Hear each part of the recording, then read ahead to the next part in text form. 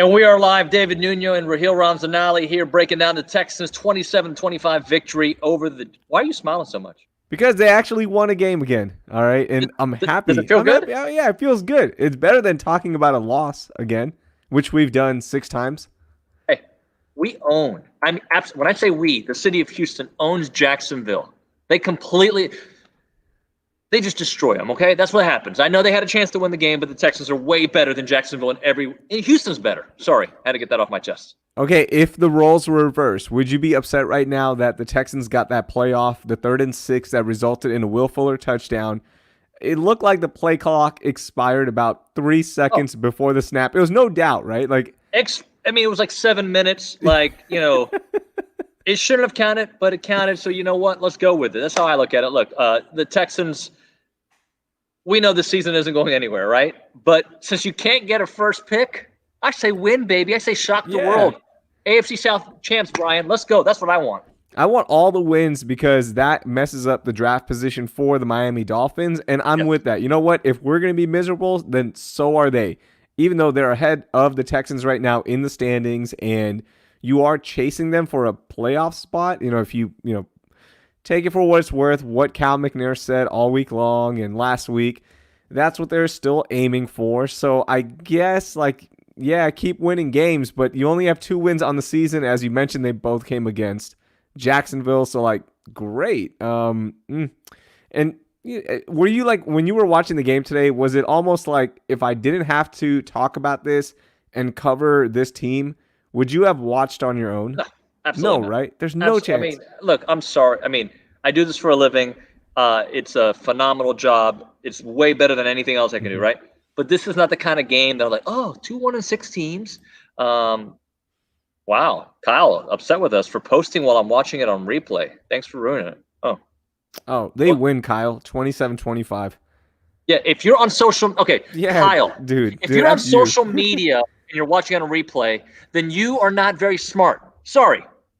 Yeah, you don't get – that's on you. If you are going to be the one that's watching on delay, then you don't pick up your phone, turn off your notifications. That's what I do, because there's some times where I'm running a little late or I'll watch a game a little bit later. And you know what I do? I take responsibility in my own hands, and I put down the phone, and I turn off social media. You know why? Because we are not going to wait for one person to talk about a game that's late for millions of people. Sorry, Kyle. Hey, by the way, did you see that the election just happened too? I don't want to spoil that for you either, and everything else happening. The finale of Game of Thrones. I don't know if you've watched it yet, but it kind of ended disappointingly. Hey, Thanos. They eventually do get Thanos. They go back in time, and it turns into a time heist movie, and the Avengers end up winning that whole first sequel, or the first chapter of Marvel. True story. Darth Vader, Luke's dad. I'm sorry for breaking it to you, but true story. Whoa. Baby Yoda is not actually Yoda. He's the child in The Mandalorian. Spoiler. Okay, I haven't watched this season, bro. That's a little too much information. What are you doing? Why have you not watched it? What's wrong with you? Let me explain to you how it works. I work weekends and I finish at midnight. And if I watch that with my children when I can, and they have school, so it's kind of, I have to have a free Friday night to catch up on The Mandalorian. Okay. So, oh man, you guys are missing out. But available right now on Disney Plus. See, now I feel like that guy who got mad at us for posting about the game that he's watching on replay. If you are it's a true story. And look, I'm happy that the Texans won. But if you're watching the Texans game, who are 1-6 against another, I'm going to whisper, another 1-6 team on DVR replay, bro. That's that's dedication right there. You know what? If I missed this game, I'd be like, I missed the game. Oh well, I'm not gonna go back and watch this 1-6 disaster that almost ended up going to overtime. And I was like, please don't, because I'm going to the Dynamo game tonight, and I don't want to be late. It's a 5:30 start, and if it had gone to overtime, it kind of messes up the whole timeline for the rest of the day. So I'm glad that they could not convert that 2-point play, and here we are celebrating the second win of the season and the second win against the Jags. Hey, any other spoilers for stuff from the past that we can bring up? Marty McFly, he goes into the old time. He goes into the cowboy time. Well, they go back to the future, then they go to the future, and then back to the past, and then they come back to the past. Oh, they're trying to get back to the future. Yeah, they're trying to get back to the future, but then they end up going to the past, remember? Because that's where the Western flick comes in. So shouldn't it be called Trying to Get Back to the Future, not just Back to the Future? I David, I mean, you're asking questions that are really hard for me to answer here. This is where we are in the Texans season, where we would rather break down spoilers of movies from the 80s than actually break down the game. No, there were some things to be positive about. I will say this. I hate bringing up the game. Which game was it that they went for 2? Sorry. The Tennessee game? Tennessee game, sorry. This is a 3-win team if they just do that a little different. I'm just saying, and it feels like the season feels completely different, Raheel. Like, it feels completely different. Look. Yeah, you'd be undefeated in the AFC South if you win that game too, right? The Tennessee 3-0 in the South, and I get it. There's teams better with the record wise, but you're looking pretty good, right? If you win out, and you could possibly sneak into the playoffs, but I don't know how much different it would be. I mean, your record says who you are, and you are a 2-win team. Could have been a 3-win team. You still aren't that good this season. Yeah, no, I mean, I 100% agree with what you're saying, but it just feels different. You know, you are you'd be 3-6 instead, right? 3-5, excuse me, right? Wait. Oh yeah, 3-5. You take the loss. Yeah, 3-5. You feel like the playoffs are in the mix. So that look, this team is not a playoff team, obviously, but I'm just saying the way you perceive them at this point in the season would feel a lot differently. A couple of positives from the game. They love talking about how JJ's sack total was lowest of his career at this point in any season that he wasn't hurt. And then he gets his 100 sacks, so props to him for doing that. The greatest that we've seen it do it here, and the greatest of this generation. If you want to talk about all time of this generation, JJ Watt's the GOAT, no doubt. Absolutely. Yeah, I mean, we're lucky to have him here, and it's nice to see these records accomplished for him. He's not the same player, but there are moments, right? You go, man, there it is, JJ. He has it. It's not consistent anymore, and that's the problem. And that's what you're waiting for from JJ, is that consistency is just not there. Yeah, but again, players around him aren't either, though. Yeah, that was my next point, is that this defense isn't that good. The secondary is not that good. The secondary, just in that final drive, where the cushion again, it's like, well, 10 yards, 10 yards, 10 yards. And all of a sudden, they're in scoring position. And guess what happens? They just run it right in for a touchdown. So you can't criticize JJ too much, right? Because it seems like he's the only player on defense that is doing anything. There's flashes from Cunningham, which is like, finally, welcome back to the season. And then you got the secondary where you have flashes. Look, that was a really bad ball that Hargraves intercepted. It wasn't him making a huge play. That was just the ball was way overthrown and he happened to be there. So I'm not going to give the secondary too much love right now for this game. No, but I mean, it was the pressure that they were able to put the Texans in that position. And our next guest is a huge fan of Vernon Hargraves. I mean, probably the biggest of Vernon Hargraves that I've ever seen on social media. Patrick Storm joining us from Texas. How are you, my friend? Good, and yourself? Oh, we're doing all right, man. I've been following Patrick for a long time, TexansUnfiltered.com. He gets a lot of great scoops, breaks down the games. During the game, afterwards, he and his crew do a wonderful job. And I know you get a lot of insight from stuff, but let's start off from this game. I just like seeing a loose Texans team, regardless of who they're playing. They've played, ever since Romeo took over, a looser brand of football. Yeah, the mood definitely changed in the building with the guys. They don't feel as pressured, I would say, to be perfect. They understand that mistakes are going to happen, but they also realize that with the coaching staff the way it is now, that things aren't going to be as drilled into them as far as like the negativity, right? There's going to be a lot more coaching up versus just breaking them down and beating them up over, a simple mistake, whether it be a blown coverage or a drop pass or a missed block, something like that. In the past, these guys were fearful that, it was just going to be the end of the world for them. Their end of the career, they're going to get shipped out or get cut, something like that. Now they understand that the coaches are going to pull them aside, go over film with them, and try to fix the issues. And so it's they understand that they can make mistakes and learn from it moving forward.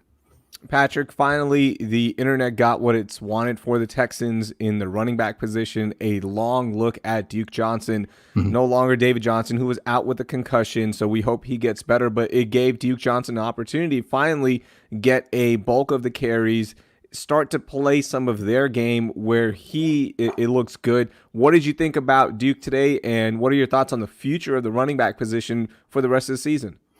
It was good to see Duke get some run and a heavy dose of it. the biggest thing that I took away from it is the offensive line is still really bad, especially the interior. And so no matter what Duke did, he had to make up for a lot of their errors, and he did a really good job of it. You saw some flashes where he was able to break tackles, keep his feet, keep his balance. So that was really promising. And if they can build off of that moving forward, the defenses that they're playing are a little bit worse against the run than what they faced in the beginning of the season.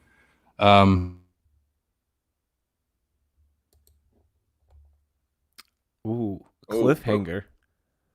To be continued. To be continued. The beauty for Patrick is he snuck into NRG Stadium to do this show. Like, he's not even supposed to be there. Like, COVID regulations, if they find him, he's going to get in trouble, but he is stuck. We'll get him here in a moment. Hopefully we get Patrick back on the show to break down. But look, man, this season is all about seeing the young talent that you have, playing them, and seeing if they're going to be able to do anything next season, right? Like, it's going to be a completely new regime. So technically, when you break down this team, it may not even matter because of who the new GM is, who the new head coach is, but we want to see what kind of players out. And Patrick, you were saying before you froze for a moment. Sorry. I don't know where I cut out at, but I feel like if they can build off of what they saw from Duke today, and try to get him some more reps, I saw a lot of good things. He stayed on his feet when he was getting hit. He wasn't falling down on first contact. He was making some moves. He showed a little bit of burst. And so it's just one of those things that they've got to try to justify it in their head that, okay, yeah, we know we traded DeAndre Hopkins away for David Johnson. They don't have to sell us on that anymore. That's done and over with. Like, Bill O'Brien's gone. Like, you can move on from that now. If you want, and you know this team is going to be more successful with Duke, you can play Duke and live with it, because it's not your, that wasn't your trade. That wasn't your misstep in the history of this franchise. So I feel like the team will be a lot better on offense with Duke for sure.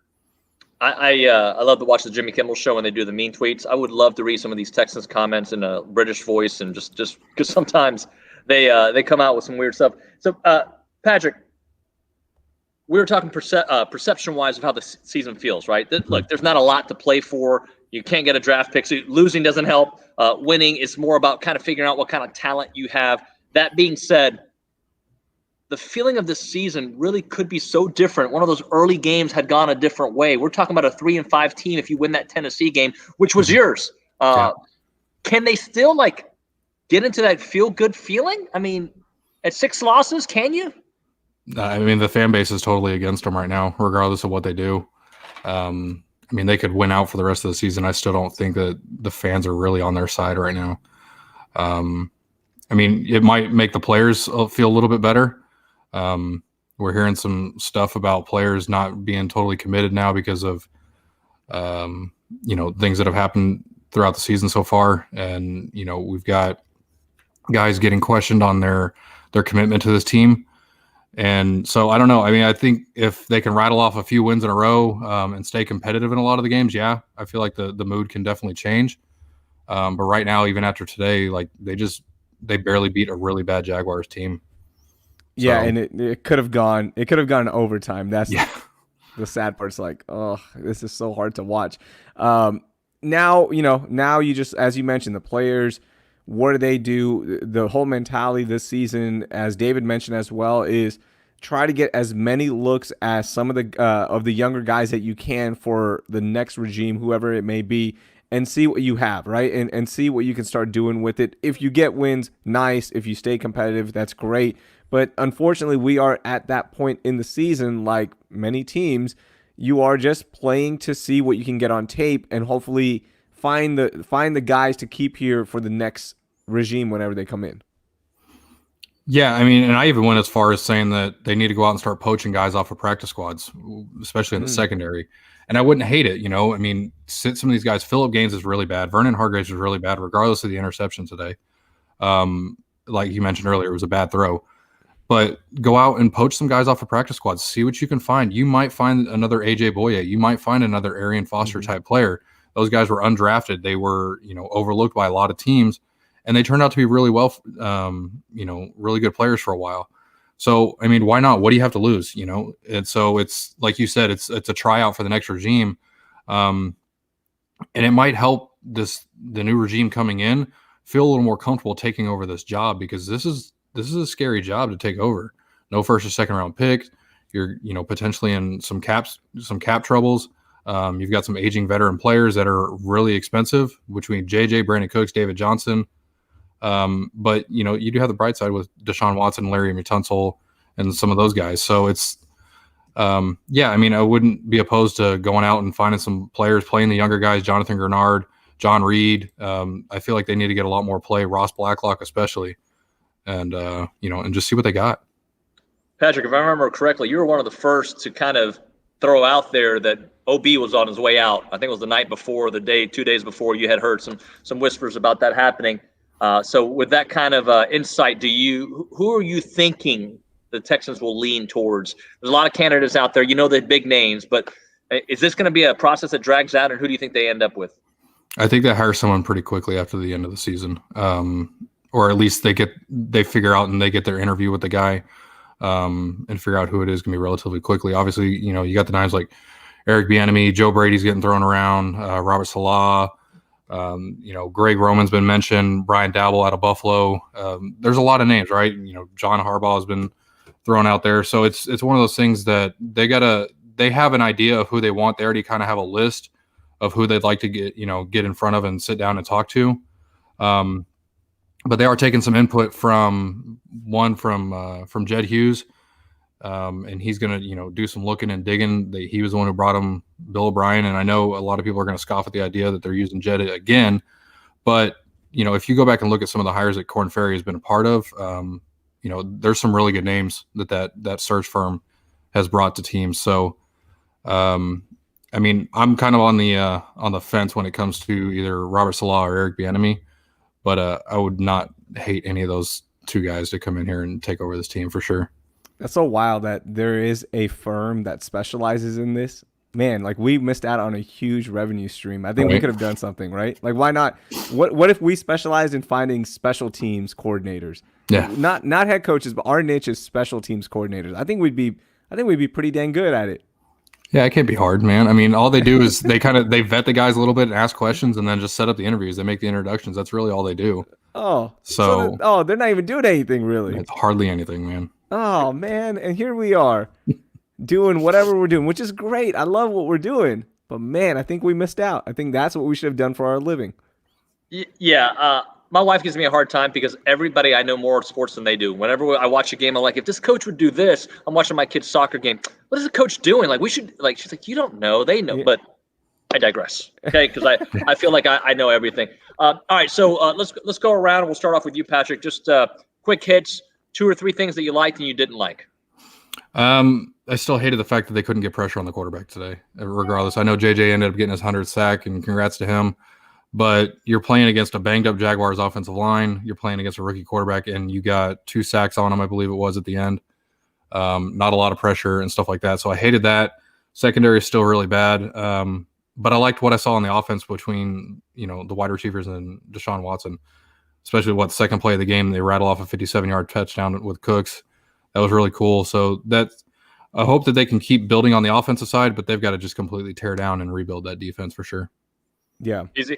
I'll go with the things that I did like. The adjustment by Will Fuller on that 3rd and 6. That looked like a route that you're like, oh my gosh, it's just going to stop right there. But at the last second, he comes back in, gets it, and runs it to the house. Even though that play probably shouldn't have happened, right? Because the play clock had winded up. But that's not my fault. I'm not the referee, right? Like, that's not my job.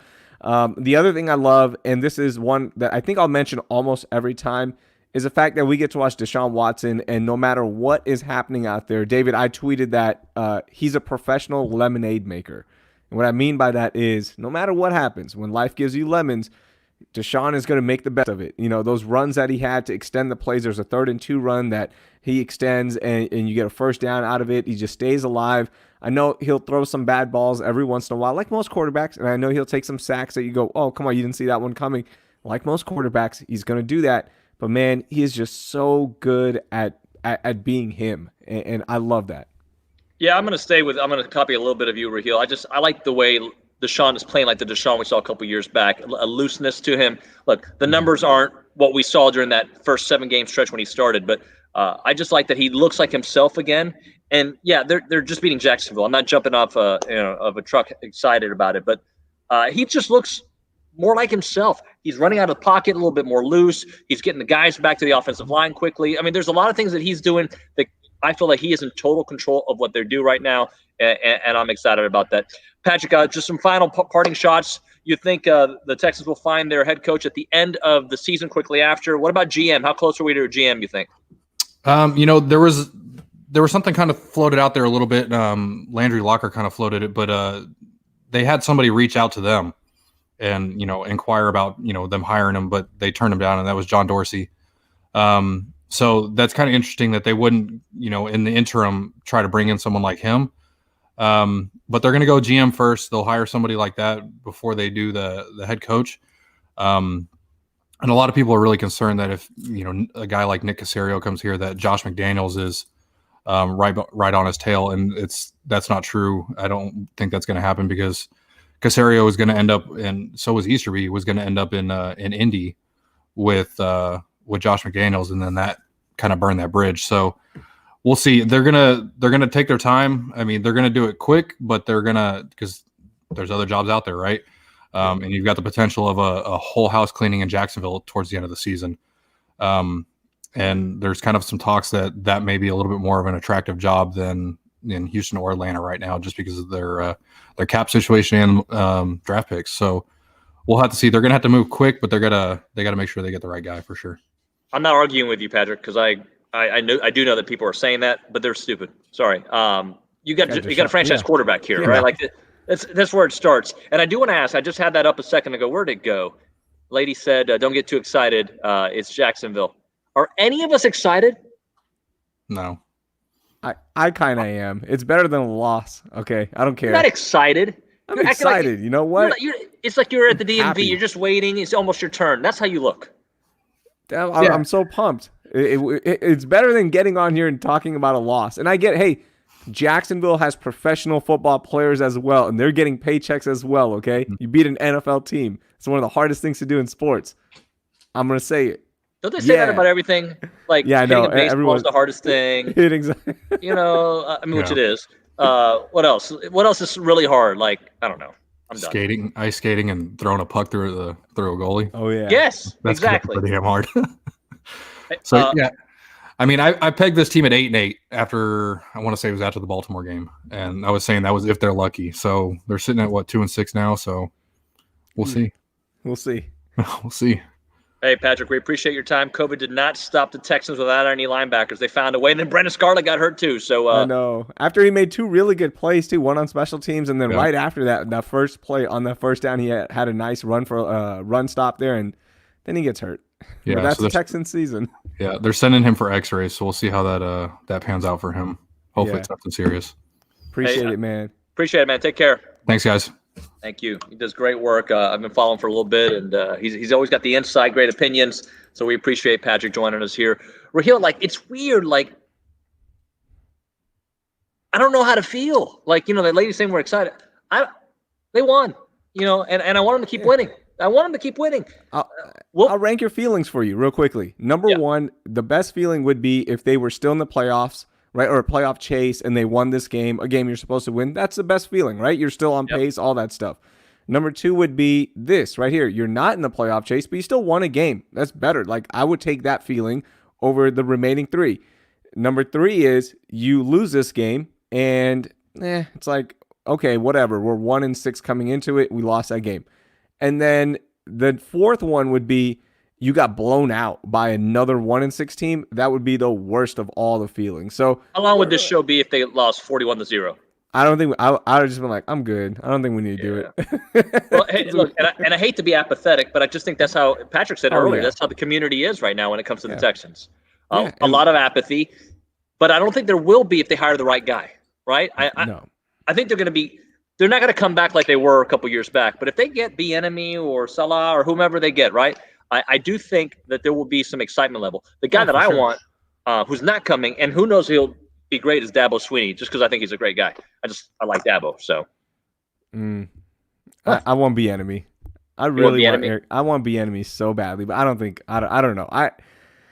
I don't know. I just hope they make the right hire, and next season we're actually watching football that matters and not like, we beat the Jags, yay, but it's better than a loss, so Yeah. I'll take it. Other things around real quickly, Houston sports, the Astros. Have you been listening to The Edge, Houston Astros with Ben Ryder? We had him on to talk about the podcast. Man, there is some really good information in that podcast. It's really good, and it's weird how I don't want to say it's altering my thought of the team, but it's giving me more background. You know what I'm saying? Like it.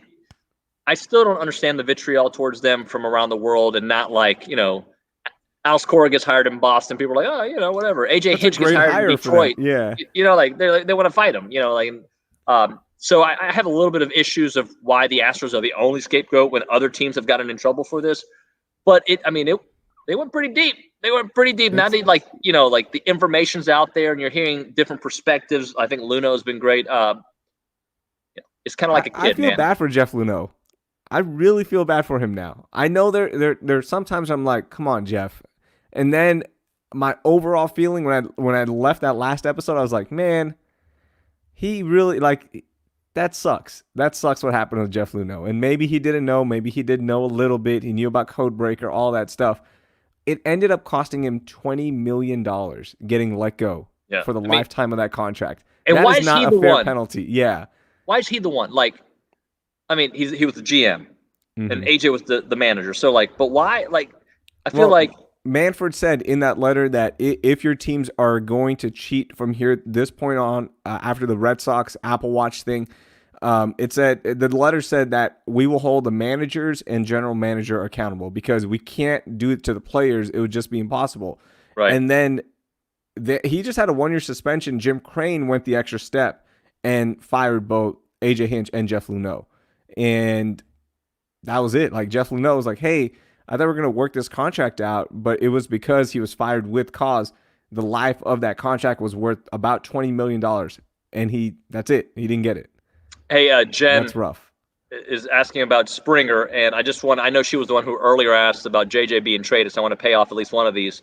I don't think Springer's staying, but I would love to see George stay. He's, to me, a Houston icon.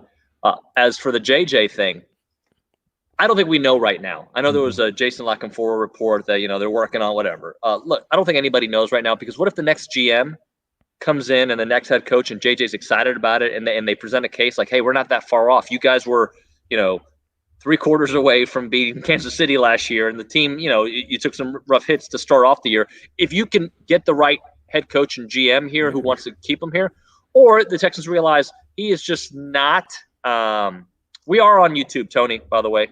Tell Tony we're on YouTube, Raheel. Tony, we're on YouTube, but more importantly, we're on the ABC 13 apps on your Fire Stick, on Roku, on Apple TV. So if you have those apps, just download ABC 13, have those services, download the ABC 13 app, and you can get us on there as well. Binge all of our old episodes. So, boom. In fact, if you want the show to continue, go there. Do it. Do it. I mean, I'm just saying, really, yeah. If you like us, then go there. Get the app and download it. If you really like us, let's just be honest for a second. If you hate us, do this too, right? Yeah. If you really like us, watch us on all platforms. Yeah. Okay? But really on the ABC 13 app, right? But watch us on all if you really like. If you don't like us, comment on each of the apps that you don't like us, and still go to the ABC 13 app in protest and tell us that you're not going to watch it, but click it for 5 minutes. Just to show them that I clicked it. I clicked it and I hate it. And I'm going to watch it for 7 minutes. Yeah, I clicked it out of spite. It was a spite coffee shop. I hate this show so much, I'm going to watch it and just, that's what you do. And then you start a spite show, and then you make your own no layups. So that's what you do. You call it... Sun layups. Go ahead and dunk. That's the name of the show. Just go ahead and dunk. Hey, it's November, and I don't know how I feel about the facial hair situation at the moment because I'm used to you having facial hair. You shaved it a lot off. You look like a 7-year-old, and now you're starting to get it back. Remind everybody what you're doing. I am doing Movember, and if you want to donate to Movember, my mustache is finally starting to come back in. I got to shave this down a little bit more and really amplify it.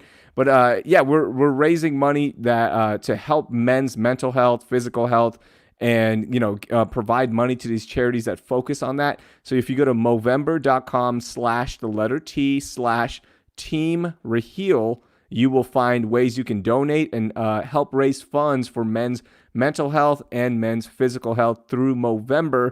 Or you can just Google Raheel Ramzanali Movember, and you'll see my face all over the world because I am a mustache model for them. So please do help out and donate. I don't think I told you this last time we did the show. You're not a mustache model. You took pics and they used the pics. There's a difference. Like a mustache model, like you have an agent. There's meetings. You have other ads. You're not a mustache model. I'm a one-time mustache model. Yeah, I retired. One time. Okay. One time. Tony, thanks for finding on the ABC 13 YouTube page. We're eventually gonna have like a no layups, like I don't know, page/landing spot maybe. Yeah, maybe. We'll see. Okay, I'm off to the Dynamo game. I'm gonna go see them play their final match of the season. I don't think they're out of the playoff picture, right? Because I think they need to win this game, and the tie doesn't go to them, because then they would be in the 8th seed. But yeah, it's more than likely they're done. It's been a disaster last few games. And how much of our audience watches the Dynamo? Like, is there a crossover from football to Dynamo, you think? Probably like 100%. You think 100%? I hope so. Hey, man, I want the Dynamo to do well, and I think this year when they got rid of Albert Thalise, it kind of changed, because they started off really nice, and I think they got the right head coach. But I got a show to get ready for. Raheel, you did a great job. The mustache, not so much, but a great job. We will we'll catch up this week. I'm not going to say who our guests are yet, because we've kind of had to reset our guests the last couple of weeks. We took a little hiatus from the show. I think we missed like 8 days or something, right? Yeah, but we had a crazy week. We had a crazy week this week. That's why. You went to Austin and did some family stuff. What are we paying you for, Raheel? Gosh. Thanks, David. This is a voluntary show that we do. I'm kidding. I know. We both do it. All right, man. I got to go. Thanks so much for watching. And go Texans, go Rockets. Stephen Silas, by the way. I liked his press conference. I love He won the press conference. We'll talk about that anything else yet. Yeah. He won. I'm pumped about that. All right, David. I'll talk to you Thursday. Later, man. Bye, guys.